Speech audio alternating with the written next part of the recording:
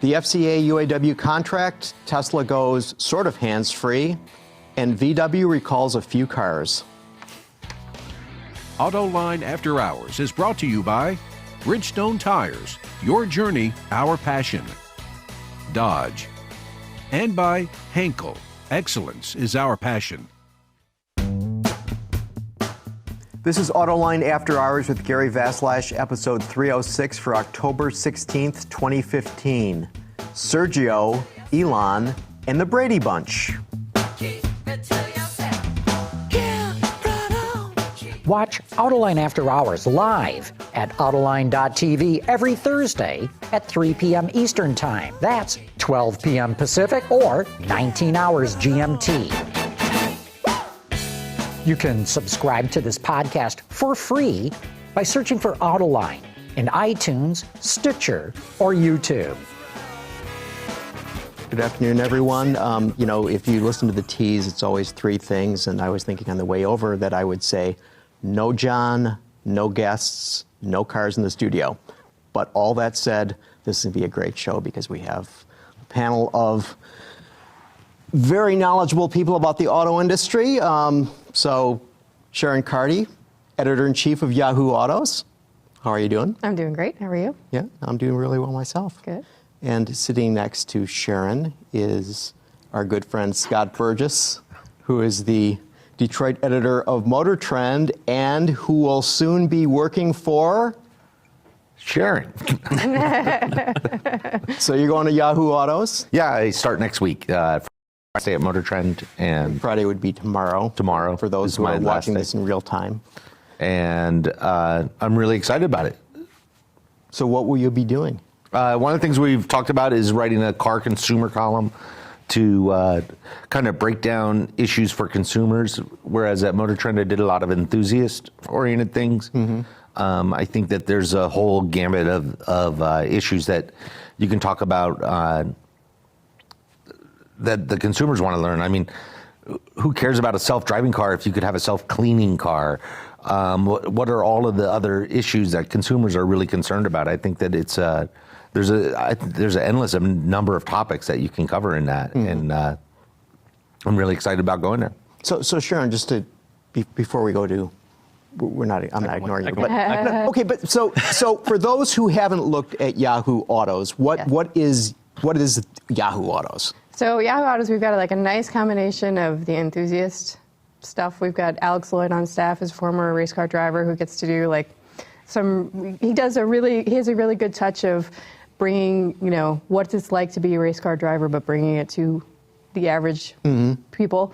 But then we also have a big consumer side of things. And one of the reasons why I'm really excited that Scott's coming on board is because Scott's got that really good BS detector mm-hmm. and a really good eye for what's interesting and what's unique. And, mm-hmm. We're just trying to hit a lot of topics that are maybe not sort of insidery car biz stuff, but are the things that people talk about, mm-hmm. like to talk about. I think a lot of people are surprised when I say that, one of the biggest topics I get approached about when I go to baby showers is cars. And people don't really expect that, but wedding showers, baby showers, I end up talking a lot of cars. Mm-hmm. And so I do think there's a lot of interest out there. It's just not the same sort of conversations that you have when you're mm-hmm. sitting around with a lot of auto journalists. So. And which is exactly what we're doing today. Yeah. So the third member, so it's all threes, no cars, no John, no guests. But mm-hmm. we've got Mike Wayland, who is the Fiat Chrysler beat reporter. Yeah. So, we got to start with you. So Fiat Chrysler and the UAW. That is happening, isn't it? That is happening, and I'm surprised. I'm surprised you look so well rested. Okay, so they've got a tentative contract, which they're voting on next week. Tuesday and Wednesday, and it's their second tentative contract now after 65% of the membership voted it down the first time around. So tell us about this new contract, okay? So one thing that isn't quite clear to everyone, that there were two wage tiers in the company. One is regular pay, and then the one was traditional pay for veteran workers. It was $28 or more an hour, mm-hmm. and those are the guys who have been there since pre-2007. And then there was a second tier that was kind of slipped in there in 2007 And it started under $17 and kind of topped out right around $22 under the first deal. But in this new contract, the workers will actually have a path under 8 years, though, to get to traditional wages, they're calling it, of about $29 an hour or more. But the biggest problem is, and the biggest concern for this deal, is that it's a 4-year deal. And So the contract runs for 4 years, but it says in 8 years, you'll be able to get the prize at the end. Yep, the pot of gold at the end of the rainbow with traditional wages. They won't get the same benefits as the first tier right now, but there's a lot of mistrust out there because in 2011, in the UAW highlighter, they said there was going to be a 25% cap on the entry-level hires, and Fiat Chrysler is at 45% now. And so that's the greatest. So that's the greatest number of tier 2 workers at any automaker. Yeah, GM's at about 20, and Ford's at about 28%. And Ford has actually bumped some of theirs up to first tier. Fiat Chrysler just keeps wanting to collect those second tier workers and get them in there. I mean, it saves them thousands of dollars in healthcare coverage, not to mention the wages alone. So the reason the first one didn't work out was because of this? It was a lot of not bridging the gap enough and not having a path to get to that traditional wages. But I mean, the expectations going into the talks were impossible almost to meet. There was a lot of pent-up aggression from the past 14 years or 10 years of the veteran workers not getting any raises. The 2 tiers, a lot of them were voting for the first time. And the UAW at their convention, it's our time. That was their slogan. That was their mantra. And bridge the gap was their other. Well, a lot of workers took bridge the gap and turned it into eliminate the gap and remembered it's our time, but not that they're trying in a negotiation and they're not going to get everything. So do the tier 1 workers get a raise? They get 3% lump sum raises the first and third year of the contract, and then the second and fourth, they get a 4% lump sum payment. So there's enough built in there where a lot of people think that this one will get ratified, but I mean, it's still probably going to be pretty close. And then plus there's a signing bonus, a ratification bonus. Yeah, the ratification bonus, it actually got bumped up to $4,000 for the veteran workers. Under the new deal, it was $3,000. And then the entry level will still get $3,000. But, I mean, that signing bonus is pretty much just a please do this and don't worry about the details kind of thing. Does this split the UAW? Do the lower tier workers work against the upper tier workers or vice versa?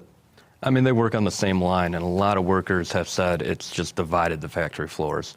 Some of the veteran workers said if we can get rid of the 2-tier pay system, I don't need a raise, I don't need this, but then the contract negotiations actually came around and got voted down 65% when it didn't eliminate that gap. So we'll have to see what happens this time around. But yeah, there's been a huge contention of people just saying it divides factory floors, it's not equal pay for equal work, which the UAW's mounted itself on for decades. So, like, I mean, are there any examples? That's always been my curiosity. Like, how is it dividing the floor? Are people like getting into arguments? Is it the lower tier workers are feeling aggression against the higher tier workers, or like, what are they fighting about? It's going against everything the UAW stood for, of the equal pay for equal work, and the veteran workers feel bad that the younger guys aren't getting their full pay when they're literally doing the exact same job on the assembly line. And then the kind of entry-level workers who have been working, and a lot of them were promised that they were going to get moved up under the 2011 agreement, aren't going to just get magically bumped up to that $28 an hour anymore. So they're going to have a lot longer progression than some of the veteran workers.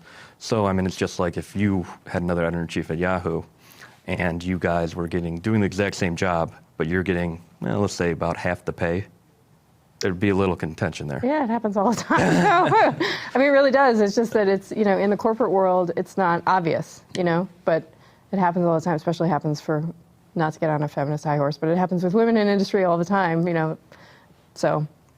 It's just that with the UAW, everybody can see what everybody else is making, so it's one of the downsides there. So this whole 2-tier system came about as a result of the recession, right? Yeah.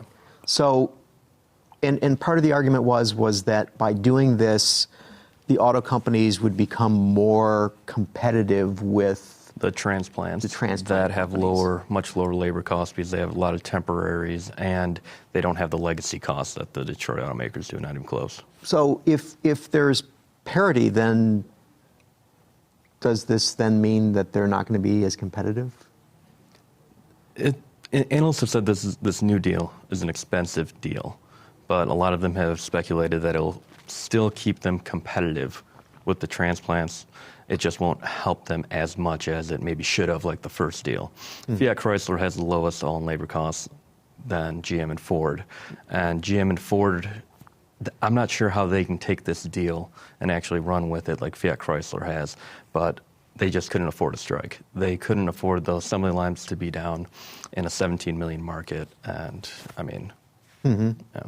So so one of the things in the first one was, and I don't know if it was in the contract precisely, but I'd heard that one of the ideas was that they would move car production to Mexico, and they would keep light truck production, so it would be SUVs as well as the Ram products in the United States. Is that part of the new one, or was that never part of anything? That was never part of a contract. Okay. But the Detroit News and other reports, Automotive News, did report that that was the plan, that Ram 1500 would be going to Sterling Heights Assembly, then in turn the 200 that's produced there would go to Mexico. And Marchione himself has said that in Toledo, the Cherokee is going to move, and the only obvious place for it if Shap is getting the pickup is Belvedere, and the Dart would then move to Mexico, make room for the Wrangler in Toledo. And then eventually the Warren truck plant, which is one of the oldest, most outdated plants, and it really needs to be just retrofitted and revitalized, would then get the Grand Wagoneer 3-row SUV that would be coming out by 2018 or later. Isn't that also in part? I mean, I can understand the logic to that because cars don't have the profit margin that a SUV or a pickup does. So by moving those down to Mexico, where you pay significantly less, I mean, pennies on a dollar for the labor force, your car doesn't have to make as much of a profit to still be, you're in the black, right? Not the red. In the black, yes, Yeah. black is good. In the black. Yeah. Well, and I mean, you're talking about consumers. Look at their love affair for SUVs, crossovers, and pickups. Even if there is a high spike in gas and it goes up significantly, people are still going to want that roomy vehicle, particularly with crossovers getting a lot more fuel efficient nowadays. So you want to build your high margin products where your high margin labor costs are. And that's what they're trying to do right now. Ford's already announced it as well. They're moving all their Michigan Assembly plant products pretty much to Mexico. And from what we've heard, they're going to build the Ranger and possibly the Bronco there. And it's just a move in the auto industry the right Michigan now. Assembly plant makes the Focus, makes the C-Max, and another product there? The electric. I don't know. I'm sure the billions of dollars in DOE loans that were given to that That's plant will go to help more fuel efficient pickups and. Well, I know when President Obama came to visit the plant, it was actually on downtime because the vehicles weren't selling, and they had to bus in people to have them come there and listen to his speech. For this speech about electrification and alternative vehicles, it is showing that you cannot sustainably build small cars in the U.S. like they wanted to when the auto kind of bailout occurred. All these cars now, the Dart was part of that as well. So was the 200, I believe, and now they're just being pushed to Mexico. But I mean, in fairness, the Dart and the 200 are two exceptionally bad vehicles. The 200, which I always thought had potential to be a good one, and for other reasons I have a close personal relationship with. It's just never had any success. When it came out, they were talking that, well, we really want to get fleet sales below 40%, and they still haven't done that. Yeah. In the Dart, out of all the compact cars, I mean, there's not many that I would not recommend the Dart over. Yeah. I mean, there's this great field of compact cars, and the Dart, especially because of those Fiat engines that they were putting in them, were horrible to drive. The Tiger Sharks.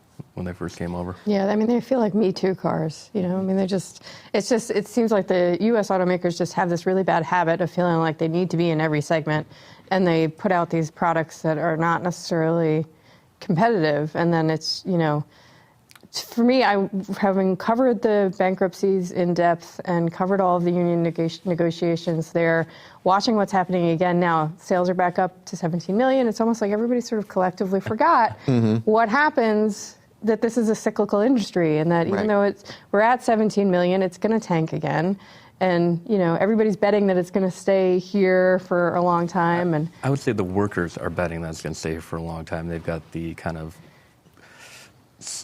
just forgetful memories from back. Is there a way? We got a question from the audience, and we got to get this because we don't want the audience to think we're ignoring their questions. And so Armand says, it was stated in Autoline Daily, I don't believe that the union buried the fact that FCA can double the amount of temporary workers it has.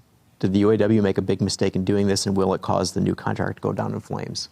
And is it even real? It will not cause the UAW contract to go down in flames. And burying it is a little harsh because the contract is literally 400 pages. And Yeah, I was three versions of it. Yeah, I was looking at it today. It's just crazy. I mean, I printed out at work. I wouldn't even read the whole damn thing. I did read the whole damn thing and printed it out at work, and it's thick. It is quite thick.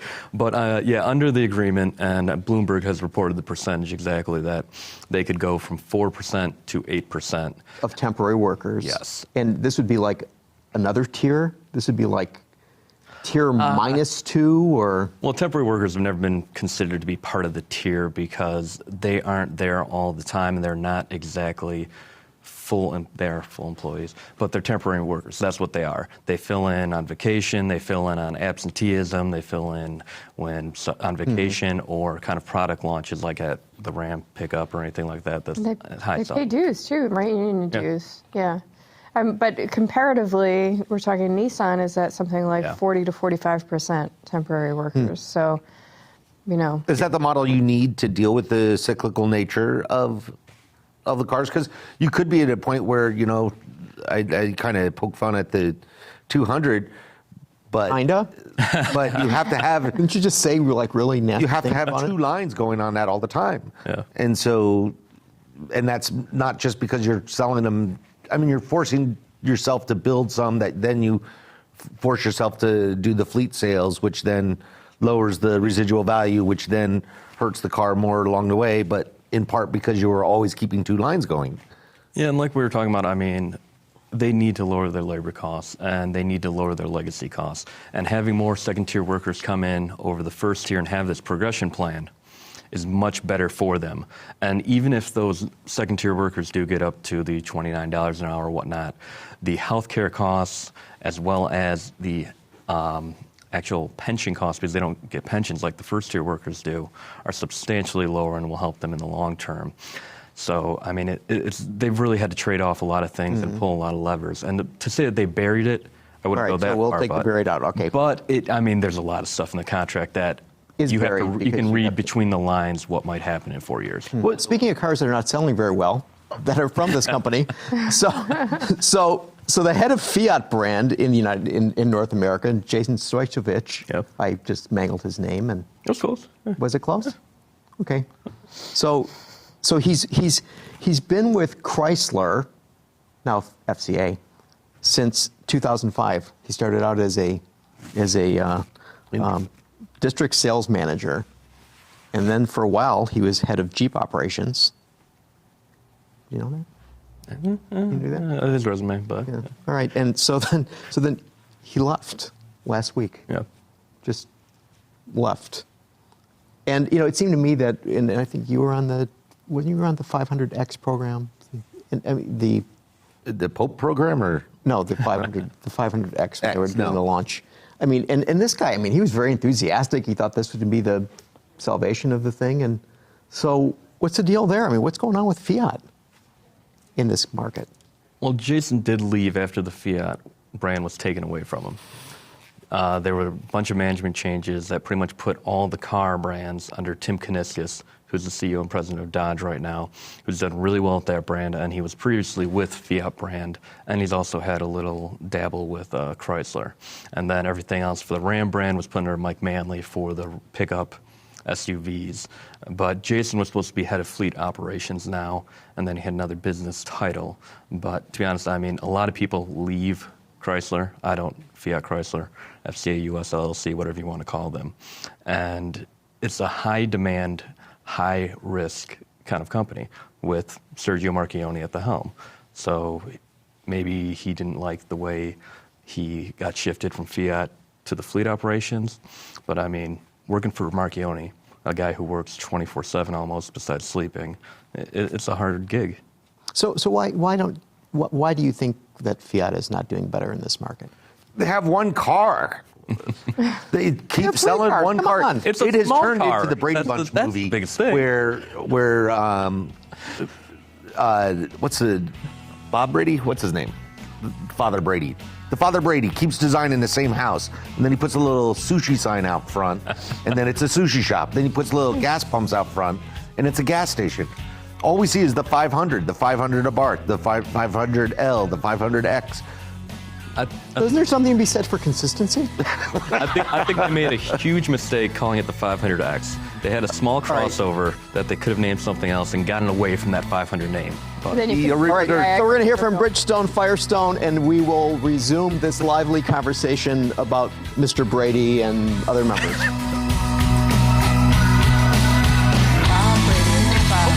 what was his? I was about to say Tom Brady.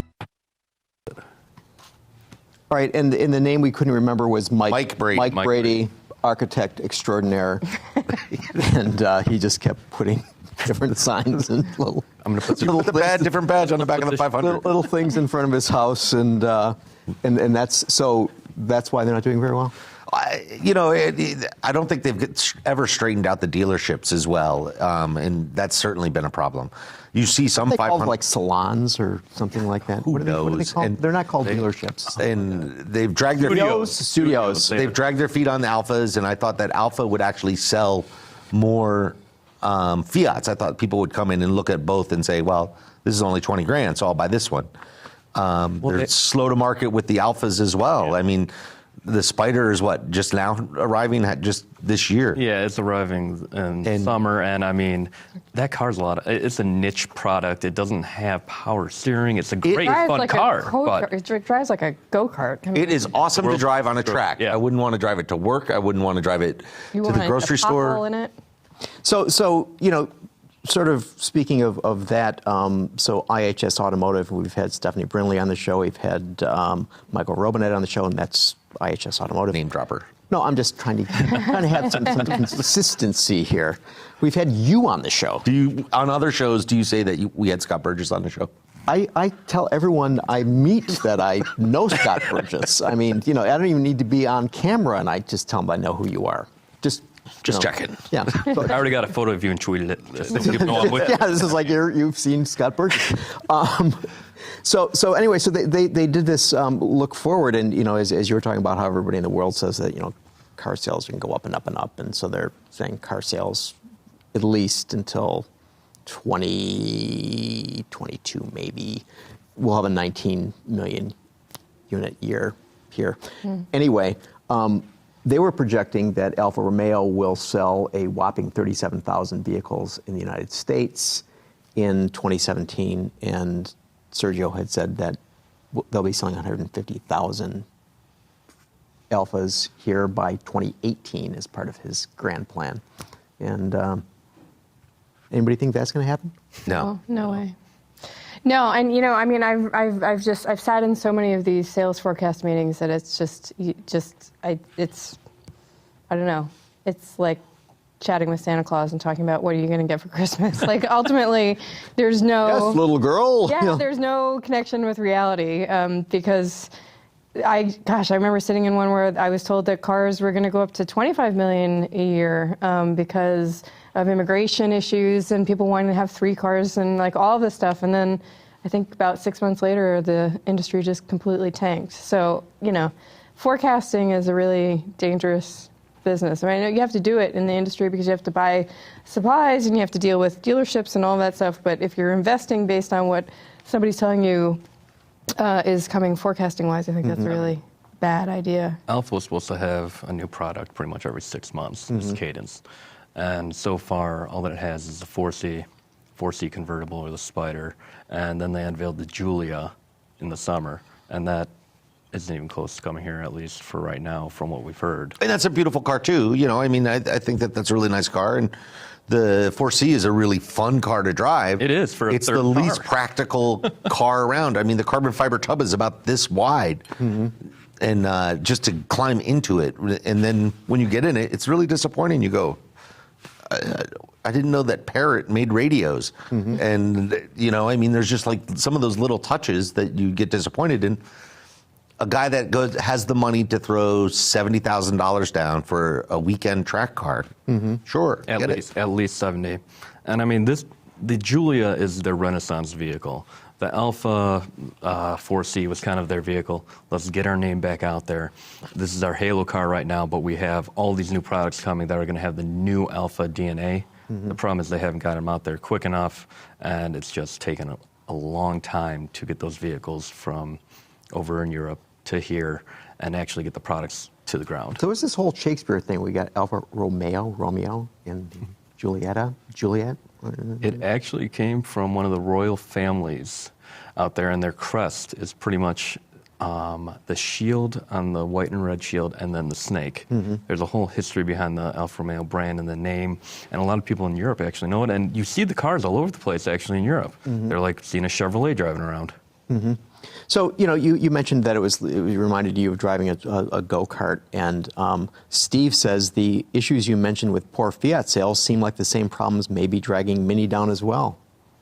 What do you think about that, Mr. Burgess? Once again, I think Scott Burgess, who has been on the show previous time. I just wanted to mention that. I think I used the Mike Brady reference to Mini as well. On a previous show or somewhere else? Somewhere else. I thought all auto critics loved Mini. Well, do you love Mini? Yes or no? The new redesign? No, do you love Mini? I don't love the new redesign. That was one thing, but that's going to be all the Minis. All those dashes are going to have that weird, I was at a rave last night and now at 4,000 RPMs tachometer that it has. Yeah. And, you know, there is some, what is that one? The Countryman? The concept that they showed that they were going to bring with that. Super Leggera. That was a really cool car. It didn't look like a Mini. That might be also the point. Minis have a cult-like following, and they'll buy all of the different ones, but there's really, it's like Baskin Robbins with just one flavor. Well, aren't all these flavors just vanilla with something else put in? Yeah, they're swirls. And so maybe Stone Cold Creamery would be, they mash something else in, but the cars are very similar. Well, I mean, they're also cars. Go back to Fiat Chrysler and Ford talking about moving production to Mexico. Car sales aren't what they used to be, especially the small cars. I mean, Mini, Fiat, people want room, they want crossovers. I just think that market's going down. Yeah, I have a soft spot in my heart for Mini because my dad used to race them in rally races back in Europe. But so I really have a thing for their look and their styling.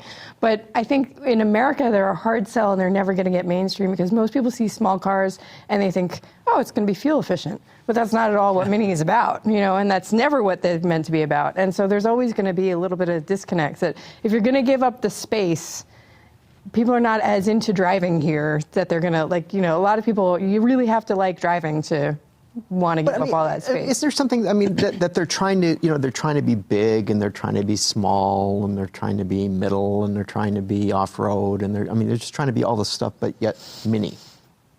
Isn't there something? It's gotten progressively bigger. The Minis have, you know, from each generation it gets bigger, just like all of America. And, you know, so you have that issue that you have this name Mini, but your cars keep getting bigger. Some of the bigger ones, the all-wheel drive Mini is really fun to drive. It's a really great car, but it's not very small. And I mean, I like probably the Mini Cooper most of all, and I think that's the cheapest of the bunch. The small two-door. Yeah, 3, I guess, with the back. But I mean, so I mean, is the issue that it's not doing well because it's sort of like Mike Brady's design? I think the pipe is only so wide, like Sharon is saying. This would be the new metaphor I think we ought to use forever. The pipe's so wide, and it's not going to get that much wider. Yeah, so what's wrong with that, though? I mean, if you can make money, and if that's successful and you've got a brand following, why does it... I mean, I think that we get kind of caught up in the percentage increase over last year, but if that's the size of the market and the people who are buying them are happy, why does it need to keep growing? Why does it need to keep getting bigger? I mean, he doesn't have to stand on its own either. Sure, but BMW is doing okay, and all of the other brands that fall in there, they're doing okay. So overall, it makes money for the company. Does it need to grow that much? I was just saying, I mean, it's the company. It wants to make money. It wants to grow profit share. But yeah, to Scott's point, they're just one cog in the giant machine. Yeah, well, I mean, then we get into sort of debating capitalism and the stock market and whether or not we should really be judging success based off of year-over-year growth and all of that stuff, which is just too much. But I do think that there is some, if you're making a satisfying product, you've got a good fan base, you're making a profit, I think that's a good I don't know if business many model. owners want it to grow that much. No, why would, you know? Well, I've been on the rallies, and they're insane people, and they're really fun and really cool, but I don't think they want everybody to own a Mini. But I mean, Sharon, to your point earlier that you go to these things and they say there's going to be a 25 million unit year or whatever, and I mean, and it's all predicated on unit growth and not necessarily predicated on profitability. So in other words, that if you had a car company and you sold 10 cars, but you're making a lot of money, who cares, right? I mean...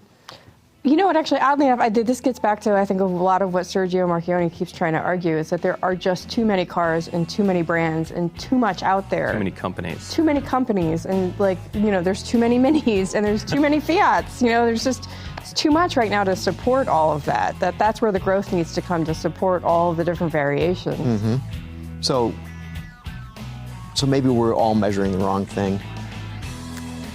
Or a wrong thing. Well, a wrong thing. But GM said that they want to go more by profit margins then. But. So, okay, we're going to hear from Henkel, and then we're going to come back, and we're going to talk about Uber, which makes 0 cars. Is Karl Marx your next sponsor or something? Well, I'm going to bring up for the loyal following Subaru. A little chemistry goes a long way, especially when it comes to vehicle development.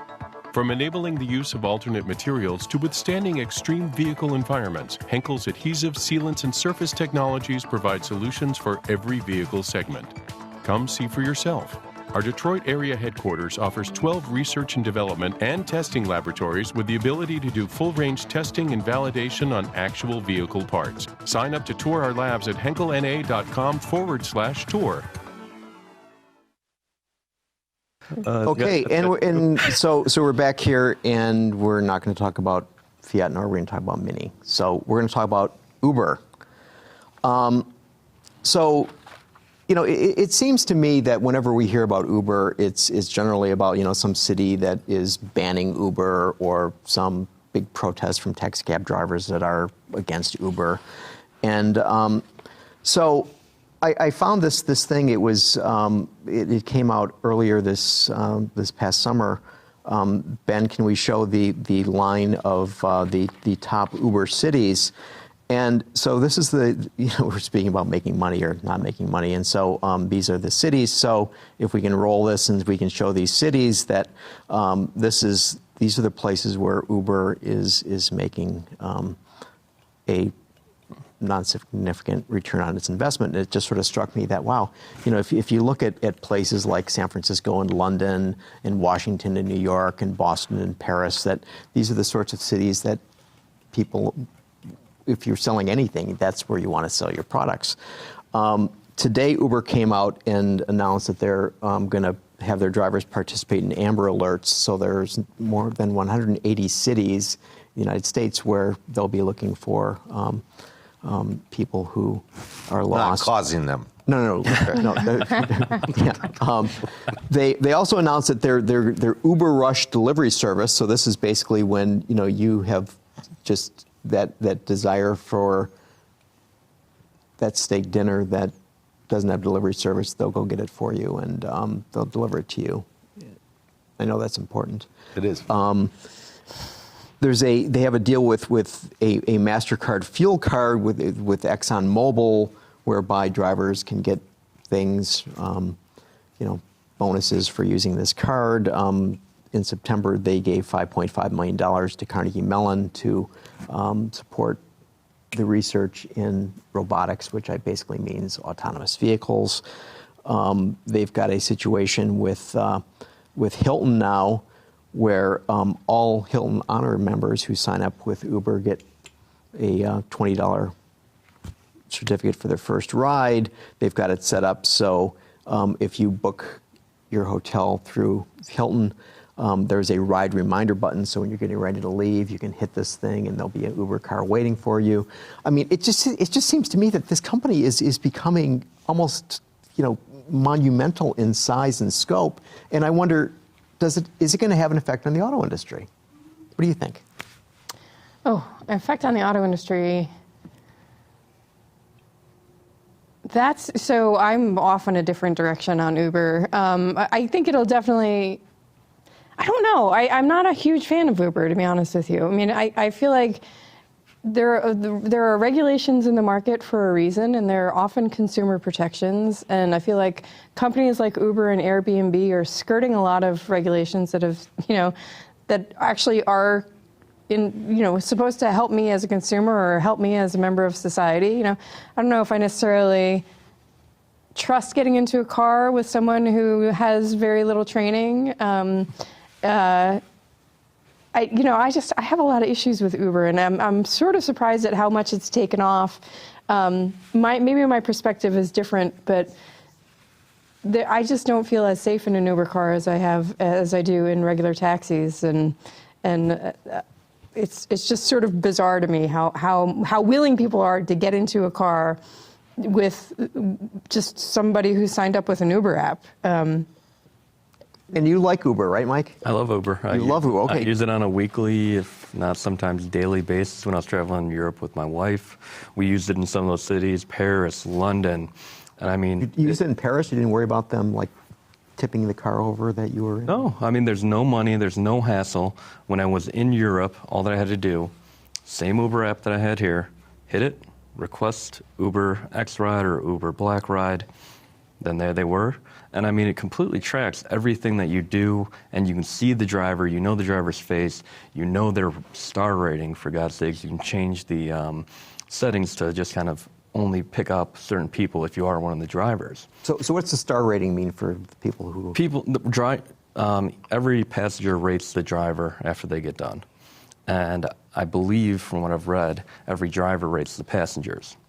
So then everyone knows what level everybody's at. And I love it just because it's easy, and especially in Metro Detroit, taxi services are horrible. And when you do get into a taxi here, they're usually dirty, there's rips in the floor, and it's just not a good ride.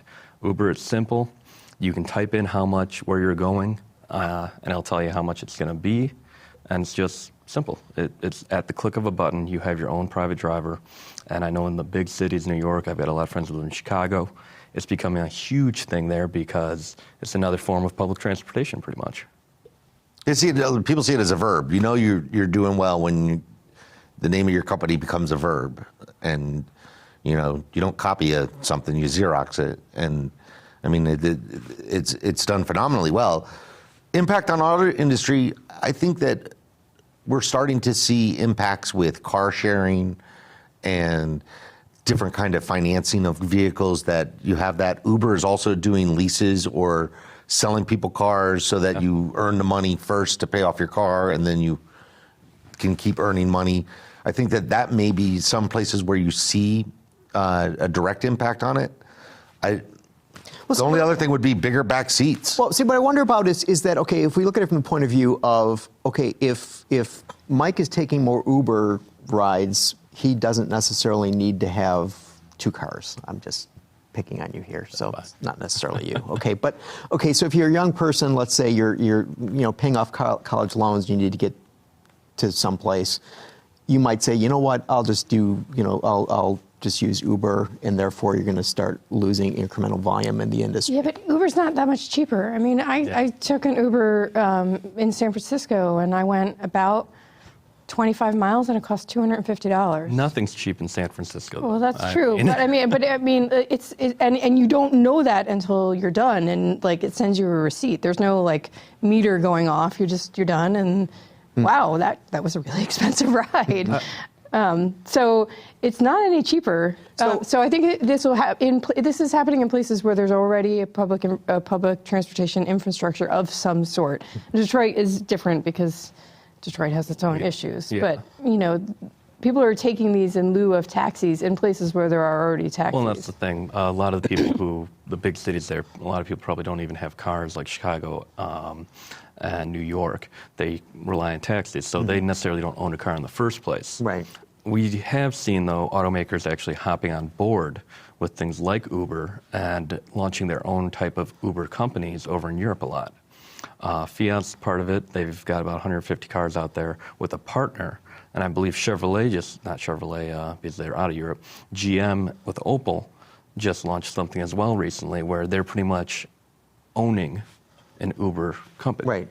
So, I mean, so they see that this is going to have an effect on their volumes in some, maybe it's a minor way now, but... Yeah, and Ford, I mean, has been talking about mobility for... since I've been covering it for 6 years, and just saying we need to change this, we need to do something, and that's one of the things they're trying to do is partner with ride sharing or partner with companies or become companies like Uber to appease a different generation of drivers. You know, and I wonder, like, okay, so if people are going to have, you know, so Uber cars are basically a person's car, right? I mean, it's a normal individual's car.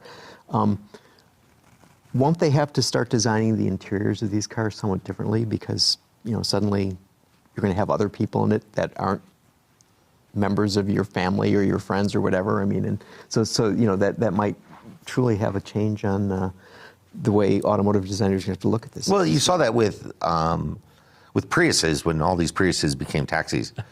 Those back seats can't handle anything, and they would be falling apart, you know, within 6 months.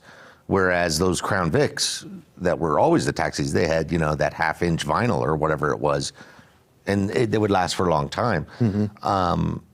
You know, Toyotas are traditionally pretty tough vehicles, but they're not taxi tough, and they really just get beat up. I was just out in Portland, and pretty much every other ride that we got was a Toyota Prius, either taxi or for an Uber.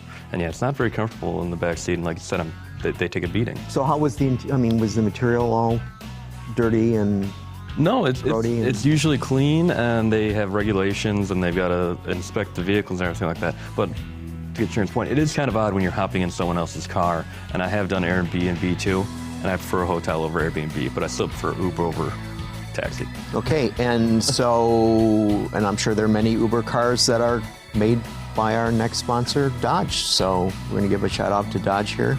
So I prefer cutting the tax man out. You do? Yeah. I'll use Airbnb, Uber.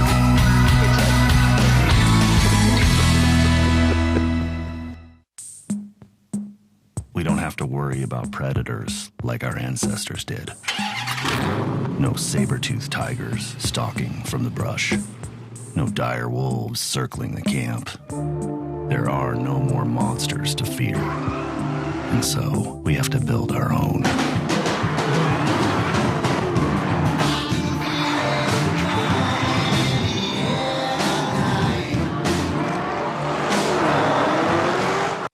The driver. And we're back. And as you can tell, we can continue the conversation. You're not here. All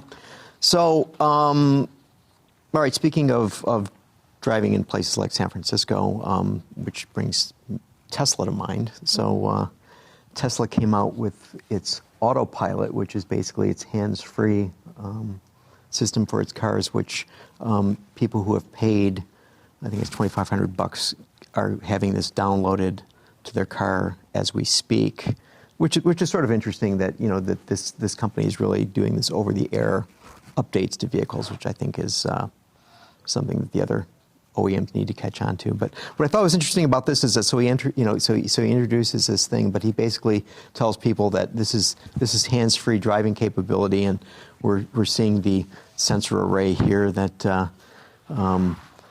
the autopilot functionality is going to be having, but he doesn't recommend, he being Elon Musk, quote, "We're being especially cautious at this stage, so we're advising drivers to keep their hands on the wheel just in case," which sort of seems like this huge oxymoron. Oh, here's our hands-free driving, but use your hands. This is what you can see on the screen. Well, Mercedes technology does that too. So when you get it into, it'll do lane keeping, it'll bring you around a turn, it'll sense the car in front of you. I think it's fabulous. It's one of my favorite things to drive these days. But it also, like, it'll sense when your hands are off the wheel, and it'll kind of yell at you and say, "Here, get back into."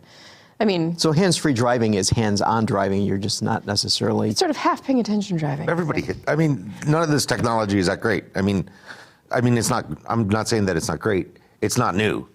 I mean, I've done test laps with Cadillac and they're going to come out with Super Cruise. The Super Cruise, and it's the same thing. And Hyundai has this technology, and Mercedes is. You're right. I mean, that's one of the best ones. It's really good. Volvo has it. FCA has it. I mean, the car will come to a full stop. It'll do just about everything. I'm not sure. I was going to say the hands-free versus adaptive cruise control, which some companies are still trying to figure out. Because even in adaptive cruise control, you've got your hands on the wheel, but then if a car just cuts you off, your speed significantly drops. And at some different points in time, I was going over a hill with it, and it didn't sense any cars in front of me, and it just sped up. They need to be refined. I mean, that's the thing. Right now, some of the systems are not as sophisticated as others. And so some of them are, when there is a car in front of you, it'll slow down significantly. And then as soon as that car goes, it just wants to get right back up to 75 or whatever you've set it at. Some of the better ones, though, are more like they ease in and out of speed, and they can kind of sense the cars around you as well and kind of take that into consideration. So there's a huge variety in the quality of them. And so I wouldn't know, not having test-driven Teslas, where it stands in the quality. But overall, I think it's going to be a good thing for. So is this an inevitability? Is this technology going to be something that is just, we're going to get autonomous driving? I hope so. I don't think nearly as quickly as people think. The 2020 is not that far away, and you thought the UAW contract was thick. Wait till you see the liability contract that owners will have to sign. I don't think autonomous is just going to happen in a snap, but adaptive cruise control and things like Super Cruise or Tesla's new thing, I think that's going to become more standard for the luxury market. It's just getting people to actually accept it and use it. And for Elon Musk to come out and say, still keep your hands on the wheel, a CEO of GM, Ford, or Chrysler could not come out and just say that. They would get torn apart. But because of their ownership base and how many cars they have on the road, and him being him, he's allowed to do that. Yeah, I think it's going to come faster than you think it is. I think it's already coming. You can get it in a Jeep Grand Cherokee. It's already coming into more mainstream cars. But the question is, are people going to use it?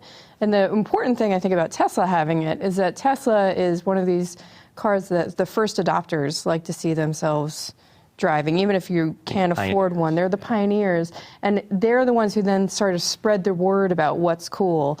And I do think it's like, if you're in it, it's the closest thing to driving the future, Mm-hmm. I know traditional car people don't like it, but you think about safety issues, you think about, this is the only thing that's going to make texting behind the wheel safe, because nobody's going to stop texting. No one is going to stop texting. But bite your tongue. I don't think they will. No. I don't think they will. I think that all of these technologies are texting enablers that it makes it easier to do all of that stuff. Mm-hmm.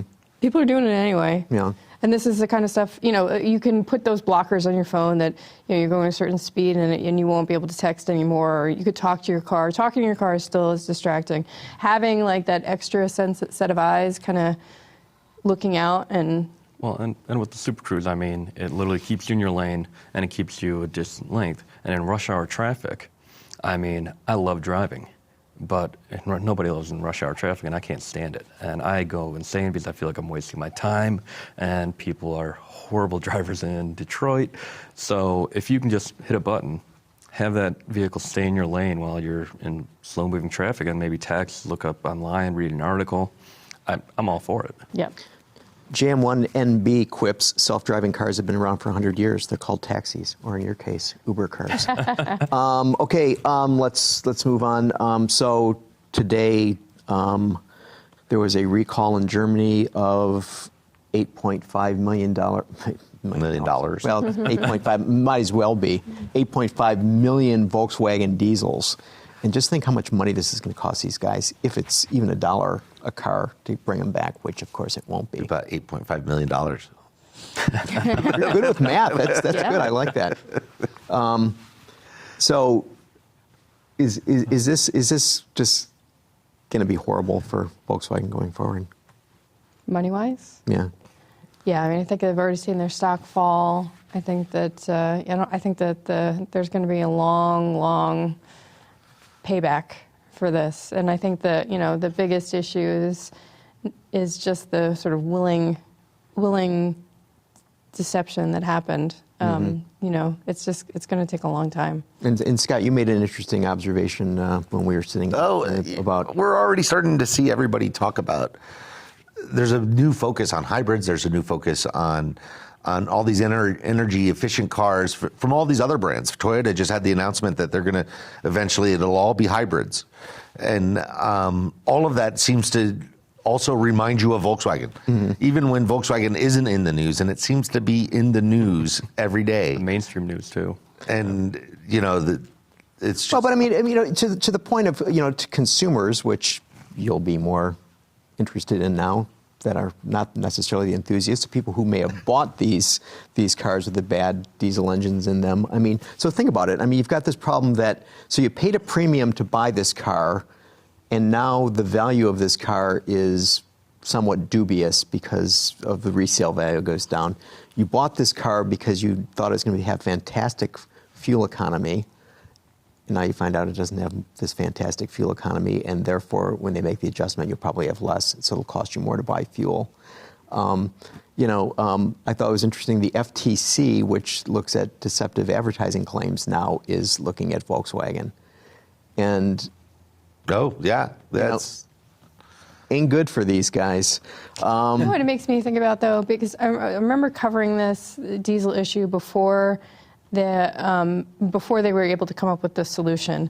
And it was really like this big concern. We don't know what we're going to do. We don't want to use the urea systems and all that stuff. We don't know what we're going to do. And then they had now what you hear, if you talk to people in the industry and you say, what's the big issue? People are saying, we don't know how we're going to hit these new CAFE regulations. Yeah.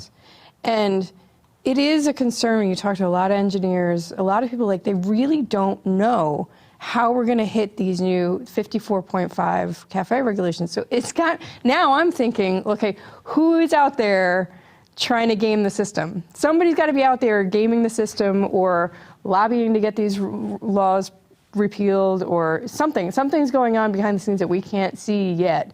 Because if there's this much concern and this much money riding on CAFE and green and all of that, and people know that we're not going to be able to get there, something has got to be happening behind the scenes. Mm-hmm. While we're going to CAFE, they do have that mid-term review. 2017. Where, a lot of the automakers feel that number could go down. And I mean, it kind of has to be, like you said, I mean, the automakers, for one, don't have the profits to do it. And legislators right now, if they hear an auto company is cheating or it's unsafe, I mean, they're out for blood for the auto industry. All right, I'm going to disagree with both of you. I think that the automakers are going to stick with the 2025 number because they basically made a commitment to doing that, and I think that they've got their engineers working on that, and it would be very expensive and difficult for them. And the other thing is that if the FCA contract that you went through, the 400 some pages, right? You look at this ruling for the EPA to get this fuel efficiency number, and it's all footprint based. And let me tell you that it's the people who are going to be screwed are the ones who are making Honda Fits and small cars like that. You get your pickup trucks and big SUVs. their numbers are different, it's not going to be a problem. They're going to get it. I don't know. I mean, you said earlier when we were talking, you said you can make promises out to 2050, and who's around? I mean, we were talking about 2015 that they agreed to this 3 or 4 years ago. They'll get it. It was such a long. I mean, of course they say yes. They reluctantly said yes. They were reluctant at that time. Reluctant at that time. No, but this is like playing hard to get. Of course, they're not going to say, "Oh yeah, we'll be in with that." But they did all sign. They all signed up for it. All right, so last week, Youngblood had called in. We didn't get to his phone call.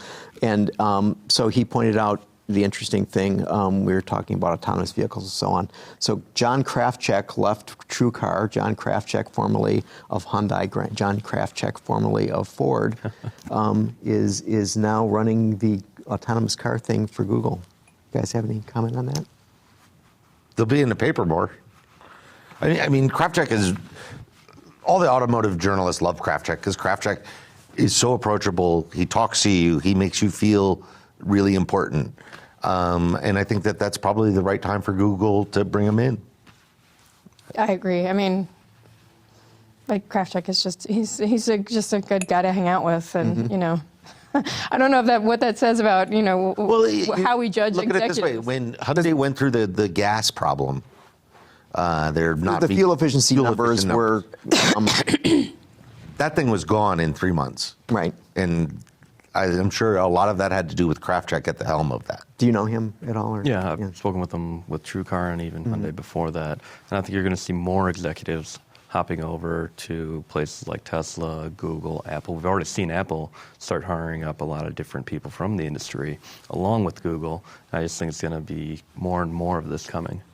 All right, and so there was another change this week, and this sort of gets back to you. Klaus Bousset, who led the interior design for FCA US LLC, a Mercedes guy who once told me that and we've had him on the show, and we've also had you on the show, by the way. It'd be Scott Burgess. We've had Klaus on the show, great guy, I love that guy, and now he's going to, where's he going? He's going to go lead design for Fiat Chrysler over in Europe, Africa, and I believe Asia, and for Alfa, Maserati, and Fiat. And I mean, Klaus he's a great guy to sit down and talk with. I always try to sit down with him at the different Fiat Chrysler events. I think the last time I did it was the Renegade, and he's not. So he's not pompous. He's very open to talking about things. And if something wasn't his idea, he will say, here's the young designer who actually did this, and then let him kind of take the field. And I think he's going to do great things. I mean, and we still have Ralph Gilles kind of overseeing everything, and everybody knows him as well. You know Klaus. Yeah, he's awesome. I mean, he really is. Probably the most recognized and most interviewed interior designer in the auto business. I mean, he does a great job of representing the company, but he also kind of explains the thinking and what was the problems that they encountered. And he was one of the few guys that would say, we tried to get that, but they wouldn't give us the money. And so even on things that, if you found things in it that you didn't like, he'd either defend it or he might say, yeah, this is the best that we could do with what we had at the time. Yeah, it's probably a good job for Klaus. It's probably, a higher, greater job for him. And I think he's got a good team that he's grown up over the years that he's been here. But I mean, I think it's a real loss for what we would just call Chrysler. I mean, the local Chrysler sort of thing, like Chrysler, Dodge, Jeep, Ram, that sort of thing. And I'll be sorry to say. And, he was also one of the guys when the merger, when they were breaking up, when Mercedes or Daimler and Chrysler were parting ways, Klaus chose to stay at Chrysler, not to go with Mercedes, and he had that choice. Right.